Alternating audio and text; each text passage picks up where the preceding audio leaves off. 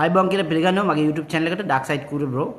channel එකට අලුත් කෙනෙක් නම් channel එක තාම subscribe කරලා නැත්නම් channel එක subscribe කරලා එකතු වෙන්න පුළුවන්. මම ගොඩාක් videos කරනවා ඊශ්‍රායලය ගැන සහ ඊශ්‍රායලය ගැන. මොකද මම මේ YouTube channel එක පටන් ගත්තේ ඊශ්‍රායලයේ ඉඳලා ඊශ්‍රායලය ගියාට පස්සේ තමයි මම මේක පටන් ගත්තේ. එතකොට ඒ කියන්නේ එහෙම ටයිම් එකක් අපිට ලැබිලා තියෙනවා ඊශ්‍රායලය ගියාට පස්සේ අපිට ඇත්තටම කාලය ගොඩාක් ඉතුරු වෙනවා. මොකද අපි caregivers-ලා විදිහට වැඩ කරනකොට අපේ Wi-Fi ටික කන්න බොන්න ටික ඉඳුම් හිටුම් ඒව හැමදේම ලැබෙනවනේ. ඒ ලැබෙන එකෙන් ප්‍රයෝජනයක් ගන්න ඕන කාලේ තමයි මම මේ YouTube channel එක පටන් ගත්තේ. ඉතින් දැන් මොකද කරන්නේ? දැන් කට්ටිය ගියාම ඊශ්‍රායලයට. හරිද? එතකොට අර දැන් ඊයේ පෙරේද දැන් මම දැක්ක වීඩියෝ එකක්. හරිම කැතයි. ඉතින් ලංකාවේ අයට එන්න තියෙන අවස්ථාවල් නැති කිරීමක් තමයි එකකින් කරන්නේ. government to government program එකක් පටන් ගත්තේ 2017 පළවෙනි වතාවට. හරි. එතකොට ඊශ්‍රායල රජය සහ ලංකාවේ රජය අතර ගිවිසුමක් අත්සන් කරලා caregivers pilotලා අරගෙන pilot program එකක් තමයි ඒ කාලේ පටන් ගත්තේ caregivers. එතකොට ඒ කියන්නේ එහෙම program එකක් පටන් අරගෙන රටකට දීලා බලනවා එන කට්ටියගේ හැසිරීම කොහොමද ඒ අනුව තමයි ඉස්සරහට ඒගොල්ලෝ ඒ program එක කරගෙන යන්න දිගටම කරගෙන යන්න තියෙන්නේ. හරි. ඉතින් ඒකෙන් අපි තමයි මූලික වශයෙන්ම පළවෙනි කණ්ඩායම විදිහට තේරිලා ආපු කෙනෙක් තමයි මම ඊශ්‍රායලයට. එතකොට ගවර්න්මන්ට් එක හරහා ආවා ලක්ෂ 20ක් විතර යනවා ඒ කාලේ ඒජන්සි එකකින් එන්න. ඉතින් අපිට ලක්ෂ 5ක්වත් ගියේ නෑ. මට ලක්ෂ 5ක්වත් ගියේ නෑ මේ වැඩ ටිකට් වලට අරවට මේවට. එහෙම කරලා අපි ඇවිල්ලා අපි නමක් තියලා ඊශ්‍රායලෙන් දැන් ගිහිල්ලා එතනින් ඉගෙනගෙන කරන්න ඕන දේවල් කරලා කැනඩාවට ඇවිල්ලා දැන් මේ කැනඩාවේ අපි රස්සාවක් කරගෙන පාඩුවේ ඉන්නවා. ඇයි අපේ ඒ රස්සාවත් තව කෙනෙකුට දීලා අපි එතන අවුරුදු හරියටම සාමාන්‍ය ඔයගොල්ලන්ට කෑගිව කෙනෙකුට වගේ වීසා එකක් වදින්නේ අවුරුද්දකටනේ.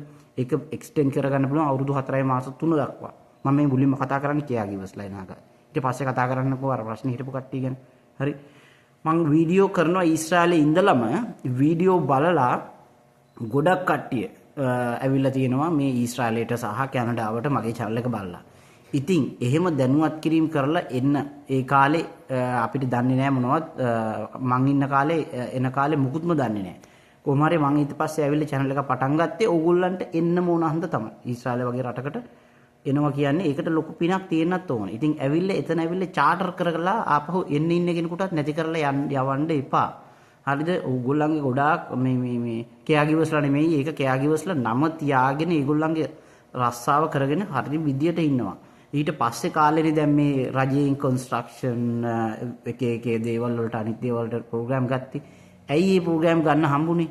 අර caregivers-ලා නමක් තියලා තිබුණා ලංකාව කියන්නේ හොඳයි හොඳ සේවකයෝ ඉන්න ඉවසීමෙන් වැඩ කරන්න පුළුවන් කට්ටිය. හරිද? ඒතර මම ඉගෙන ගත්ත එක දෙයක් තමයි ඊශ්‍රායලෙ ගිහිල්ලා මගේ ඉවසීම පුරුදු කරපු එක. පොස්තලංගින් මැස්ස යන්න බෑ මට ඒ කාලේ. හරි?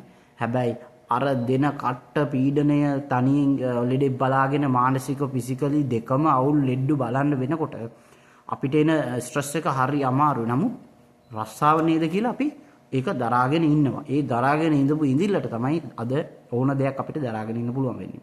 ඉතින් මං කියන්න හදන්නේ ඔය අනිත් ශාස්ත්‍ර වලට ආපු කට්ටිය තමන්ගේ වැඩේ කරගෙන රටට යන්න පොඩි සීමිත කාලයක් වාට හම්බ කරගන්න තියෙන්නේ. caregiver කෙනෙක් ආවනම් එයාට හම්බ කරගන්න පුළුවන් උපරිම කාලය අවුරුදු 4යි මාස 3යි. ඔතනින් පස්සේ මොකද වෙන්නේ? පස්සේ හම්බ කරගන්න පුළුවන් බැරි කමක් නැහැ. නිදහසේ තමන්ට කැමති විදියට හරි වීසා එකක් තියෙනවා නම් පාඩුවේ කිසිම ප්‍රශ්නයක් නැතුව ස්පෙෂල් වීසා වලට ඩොලර් 5000 ගාණක් එම්ප්ලොයර්ස්ලාට ගෙවන කතන්දරේ මොකුත් නැහැනේ. පාඩුවේ කරගෙන ඉන්න පුළුවන්. මම මේ ගැන වීඩියෝ ගොඩාක් කරලා තියෙනවා කලින්. හරි. ඒක ඕගොල්ලන්ට බලන්න පුළුවන්. හරි. ඒ බලලා හැදිච්ච අයත් ඉන්නවා. එතකොට දැන් ඕගොල්ලෝ ඔය ගිහිල්ලා වෙන ශාස්ත්‍ර වලින් ඇවිල්ලා කුෂි කර්මය හරි මොකක් හරි කමක් නැහැ ඇවිල්ලා හොඳට ඉන්නකෝ ගිහිල්ලා හොඳ රස්සාවක් කරන්න පුළුවන් රටක් නේ ඕක මේ එච්චර පින නැද්ද වෙන කොහෙවත් නැහැ ඔච්චර පඩියක් ගන්න රටක්. දැන් වෙබ් එකට දාන්න ලිස්ට් කරන්න හදනකොට ජොබ්ස් පොලිමේ බලන් ඉන්න වෙබ් එකේ කවදද ඕපන් වෙන්නේ කියලා ඇප්ලිකේෂන්. එච්චරට තරංගයක් තියෙනවා. ඒ කාලේ 2017 අපි එන කාලේ එහෙම එකක් නැහැ. තරංගයක් නැහැ. ඒතර අපේ කණ්ඩායමේ හිටියේ 28 දෙනයි හිටියේ. පළවෙනි කණ්ඩායම. ඒකිනුත් පෙරලා 20ක් ඔන්න වගේ ප්‍රමාණයක් තමයි මේ කැනඩාවට ඒ ගන්න හම්බ වුණේ. සෝරි මේ ඊශ්‍රායලට ඒ ගන්න හම්බ වුණේ.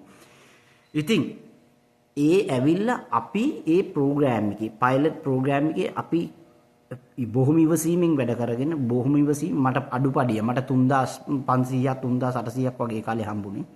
ඒ පඩිය දරාගෙන එතනින් යන්නේ නැතුව අවුරුදු 4 මාස 3ම ඉවරනකම් කම්ප්ලීට් කරලා හරියටම ඒ කිට්ටුව වීසා එක අරගෙන මම කැනඩාවට ආවේ.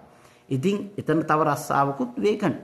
හරි. ඒ රස්සාව අදටත් තියෙන. තාමත් කවුරුවත් ඒ රස්සාව ෆිල් කරන්න කෙනෙක් නැහැ. සුදුසු කෙනෙක් නැහැ. ඉවසීම තියෙන කට්ටිය නැහැ. සතියක් එනවා ඉන්නවා සතියක් යනවා. එහෙම. එච්චරට අපි ඒක පුරුදු කරලා අපි මෙහෙම ඇවිල්ලා ඕගොල්ලන්ට අවස්ථාවක් දීලා මේ YouTube එකෙනුත් කියලා දෙනවා මෙහෙම යන්න මෙහෙම කරන්න කියලා. එතන ගිහිල්ලා නම කන්න එපා රටේ නම ඉස්සරහට එන්න තියෙන කොන්ට්‍රැක්ට්ස් නැති වෙනවනේ. ඕගොල්ලෝ කරන වැඩවලින් ගිහිල්ලා කරන්න එපා එහෙම. තව කාට හරි එන්න පුළුවන් කමක් තියෙන එකේ ඒක ඇති කරලා එන්න. අපි එහෙමයි කරේ. ඒ නිසා තමයි අපිට මේ විදිහට අපිට කැනඩාවට එන්න හම්බ වෙලා තියෙන්නේ. ඒ නිසා. ඒ කරපු දෙයක් නිසා තමයි අපිට මේ ලැබෙන්නේ. එහෙම කරන්න. එතකොට බීලා කාලා කරන්න කමක් නැහැ. ඔයා සතියකට සැරයක් බිව්වට කමක් නැහැ. මාසයකට දෙසරයක් බිව්වට කමක් නැහැ. සිකුරාද තියෙන සෙනසුරාදා තියෙන බීලා පාඩුවේ ඉන්නකො මේ ලංකාවේ වගේ ප්‍රශ්න දාගෙන මොනවද සම්බ කරන්නනේ ආවේ. ඔයාලා ඈ හම්බ කරන්න ඇවිල් ඒ සල්ලි ටික යවලා පරිස්සමෙන් මොනවා හරි කරගෙන ජීවිතේ නැති කරගන්නේ නැතුව අපරාධ ගානයි නිකන් වෙන රටකට ගිහිල්ලා හිරේ යන්නේ මොකටද ඈ අපේ රට තියෙන්නේ හිරේ යන්න ඕන නම් ඕගොල්ලන්ට අපරාධයක් නේ මොන කට්ටක් කාලා දෙන්නේ ඒ නිසා කරුණාකරලා මතක තියාගන්න මම මේ කෙයාගිවස්ලට ඒ කාලෙත් කියලා තිරු මේ වැඩේ අලුතෙන් එන කෙයාගිවස්ලටත් මෙන්න මේක හොඳට මතක තියාගන්න ඔයා යන කෙනෙක් න ඔයා මතක තියාගන්න ඔයාට අවුරුද්දක වීසා කාලයක් තියෙනවා ඒක එක්ස්ටෙන්ඩ් කරගන්න පුළුවන් ඔටෝමැටිකලි රිනිව් වෙනවා. හරි? අවුරුදු 4යි මාස 3ක් දක්වා. එතනින් එහාට ඔයා ස්පෙෂල් වීසා එකකට යන්න ඕන. ඒ කියන්නේ ලෙඩා මැරුණු නැතොත් එහෙමම දිගටම ඉන්න පුළුවන් ඒ වීසා එකේ. ස්පෙෂල් වීසා කතන්දර ඕනේ නැහැ. වීසා එක අහయ్య නම් ලෙඩා ඉන්නේ අවුරුදු 10ද 10ක් වෙනකන් ඉන්න පුළුවන්. හදිස්සියවත් 4යි මාස 4න් 5න් වගේ ලෙඩා මැරුණොත් අන්න ඔයාට රස්සාවක් හොයාගන්න වෙන තැනක. එතකොට ඔයා නෝමල් වීසා යන්න බෑ. එතකොට යන්න ඕනේ ස්පෙෂල් වීසා. එතකොට ඔයාට ඩොලර් 5000ක් ඉල්ලන ගානක් දෙන්න වෙනවා කාට හරි දීලා එහෙම එම්ප්ලොයි කෙනෙක් හොයාගෙන හරි අපහසුතාවයටපත් වෙන්න පුළුවන්. ඒතර වල යන්න තැනක් නැති වෙන්න පුළුවන්. එහෙම හරි වෙනකොට ඔයා හරියට වගේ චරිතය හදාගෙන තියෙනවා නම් ඔයාට යන්න තැනක් බෝඩිමක් ඉන්න තැනක් ඕන කෙනෙක් දෙයි. හරි? ඒ නිසා හොඳට මතක තියාගන්න. සබාත් වල උනත් පුළුවන් තරම් වැඩ කරගන්න අවුරුදු 4යි මාස 3 වෙනකම්. එතනින් එහා පැත්තට සල්ලි හම්බ කරන්න පුළුවන් ඉස්සරහට හම්බ කරන්න පුළුවන් කියලා හිතාගෙන ඉන්න නම් එපා.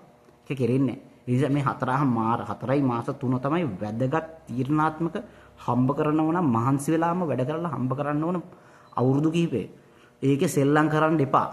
අපි සෙල්ලම් කරේ නැහැ. නැති නිසා අපි හරියටම 4යි 3 ඉවරනකොට අපි ආවා වීසා එක ගහගෙන කැනඩාවට. ඉතින් මම ගොඩක් වෙලාවට මගේ YouTube එකේ වීඩියෝ මේ වගේ දේ ෆෝකස් කරනවා. රණ්ඩු වෙලා තියෙන නම කැත කරලා ජරා වැඩ කරලා එන්න ඉන්න එකෙකුට අහිංසක එන්න ඉන්න කොච්චර දින බලාගෙන ඉන්නවද ඉන්න ඈ උගුළු දන්නවද වෙබ් එකේ කීයක් ඉන්නවද කියලා බලනවා හැමදාම අප්ඩේට් බලනවා වෙබ් එකේ දැන් මේ දවස්වල තියෙනවා කෙයාගිව දාන්න පුළුවන් ඇප්ලිකේෂන් දාන්න පුළුවන් කන්ස්ට්‍රක්ෂන් දාන්න බෑ තව ඒකේ ඒව තියෙන ඒව දාන්න බෑ slbfe.lk කියලා ගිහිල්ලා ගහලා බලන්න ඒ නිසා හරියට දැන් මම මෙහි ඇවිල්ලා කැනඩාවට ඇවිල්ලා මම මෙහි කොලෙජ් එකක ගිහිල්ලා අවුරුදු දෙකක් ඒකත් කරලා ඒකත් පාස් අවුට් වෙලා මේ කරලා රස්සාවක් කරගෙන ඉන්නවා. ඒ නිසා ඔයා උතන හැමදාම ඉන්න බැරි වුණත් උතන තමයි හොඳම තැන හම්බ කරන්න. හොඳට මතක තියාගන්න. මම ඇවිල්ලා ඔහේ ඉඳලා ආපු මිනිස්සෙක් නිසා කියන්නේ. සමහරු කියන කොරියාව. කොරියාවටත් වඩා ඊශ්‍රායලේ හොඳයි. ඊශ්‍රායලේ ඔක්කොම අතින් හැමදේම අතින් හොඳයි. ගොඩක් කට්ටිය යුද්ධ කී බය වෙලා එන්නේ නැහැ. ඒ කාලේ ඉඳලම එන්නේ නැහැ. දැන් අපි යුද්ධ කොච්චර තිබුණාද අපි ඉන්නකොට ඊශ්‍රායලේ අපි ෂෝක් එකකට ඊශ්‍රායලෙ මෙහෙටත් ඇවිල්ලා කිසි ප්‍රශ්නයක් නැහැ.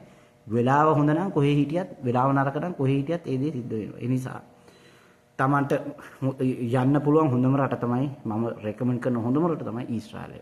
හම්බ කරන්න පුළුවන් අවුරුදු 4මාර හරියට කරනවා නම් ලංකාව ගිහිල්ලා හොඳ ෆික්ස් ඩිපොසිට් එකක් දාගෙන හොඳට ගෙවල් දොරවල් ටික දාගෙන හොඳට ලස්සනට ඉන්න පුළුවන් නේ. එහෙම කරන්න පුළුවන්. එහෙම නැත්නම් වෙන රටකට යන්න පුළුවන්. කැනඩාව වගේ රටකට එන්න පුළුවන්. නිව්සීලන්ත, ඊශ්‍රායල් ඒ විදිහට හදා ගන්න පුළුවන්. ට්‍රැවල් කරන්න පුළුවන්. යුරෝපයේ ඕන තැනක ට්‍රැවල් කරන්න පුළුවන්. ওই වීසා එකත් එක්ක ওই වීසා එක තිබුණාට ওই වීසා එක නෙමෙයි. නමුත් ඔක හයියා. ඒක තේරුම් ගන්න. හැම වෙලාවෙම මම වීඩියෝස් වල කතා කරනවා ඊශ්‍රායලයට රස්සාව කරගෙන ඉවසීමෙන් රස්සාව කරගෙන ඉන්න හරියට හරි යනුම තමයි. එහෙනම් අපි නැවත වීඩියෝ එකකින් නැවත හම්බ වෙනවා. හොඳට මතක තියාගන්න. ඔයාට දැන් මේ ඔයා අලුත් කෙනෙක් නම් channel එකේ subscribe කරලා like එකක් දාලා ඔයා අලුත් නම් අලුත් කියලා comment එකක් දාන්න. ඔයාලට මගේ වීඩියෝස් හොඳ නම් එහෙනම් පොඩක් ඔයා කැමති නම් විතරක් share කරන්න. එහෙනම් thank you.